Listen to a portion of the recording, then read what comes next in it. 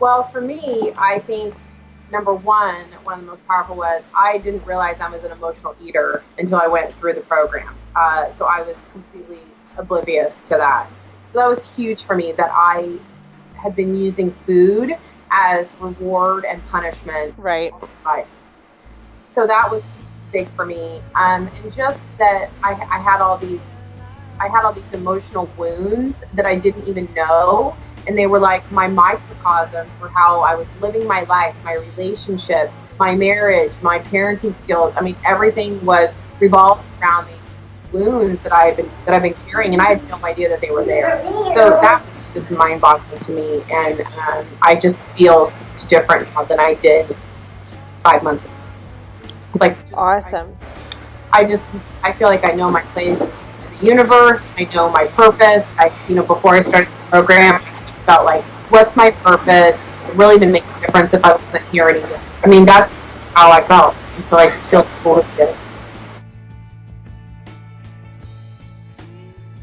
Actually, week 8. It was the one where she made us visualize trading the ball back and forth between the person that you loved and kind of sucking the feelings out of the food, because sugar has always been my go-to, and that was definitely the reward punishment for me. Like, oh, you've had a good day, you get to eat a can of brownies, or you've been bad today,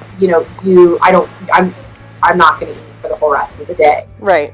So for me, that was really big, and it was really good because I've used it on my children. So as we know, sugar is hugely addictive, and it's this huge part of our society, and I know that my kids are addicted to it. And what was really eye-opening for me was I used it on my son, and he had the emotional attachment. It was Mike and Ike's, and he had this great memory of eating the Mike and Ike's with his dad. It was his dad's favorite candy, and when he gets those, he can't stop eating them. He just gobbles up the whole box. Mm-hmm. That was amazing, that I have this power to help people and help them break the chains that bind them in terms of their slavery and their emotional attachment to food. So yeah, that in and of itself was worth $1 million.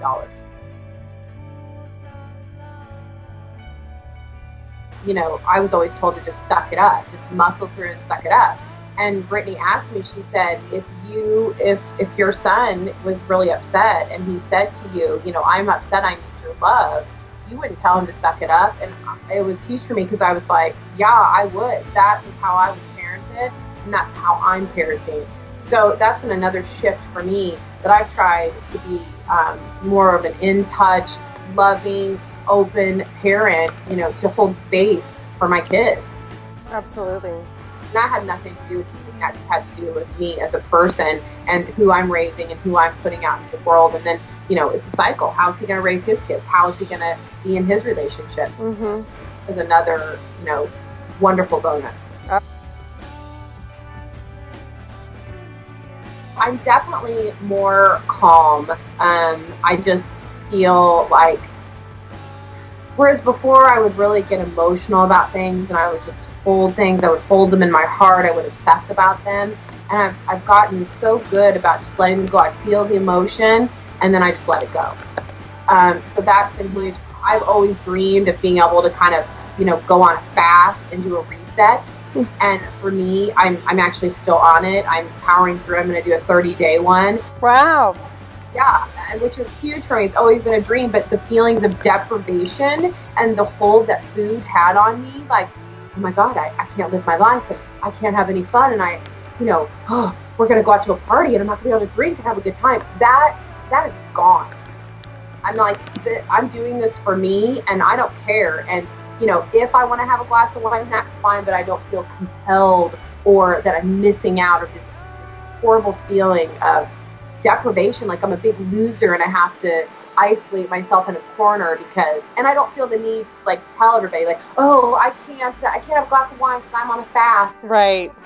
Because I'm on a diet. I feel the need to do that at all. This is my personal journey, and I don't need to justify it to anyone. That's huge.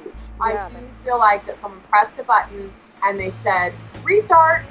We're going to restart your life, Katrina. And that's what I feel. And I feel like the abundance and just my life is on this verge of just making this exponential change. And I know it's just going to get better and better and better and better. And I know that I got to the low for a reason, because it was time to wake up and make change. Because I've known this information, I think, intuitively, but you get beat down by life, things happen, you get busy, and you forget, and you start kind of living that surface driven life. Like all of this weight, this emotional weight has dropped off of me. I feel really powerful, and I feel very purposeful. I feel like I have a purpose now. I was put on this earth to do something more. Love in your eyes.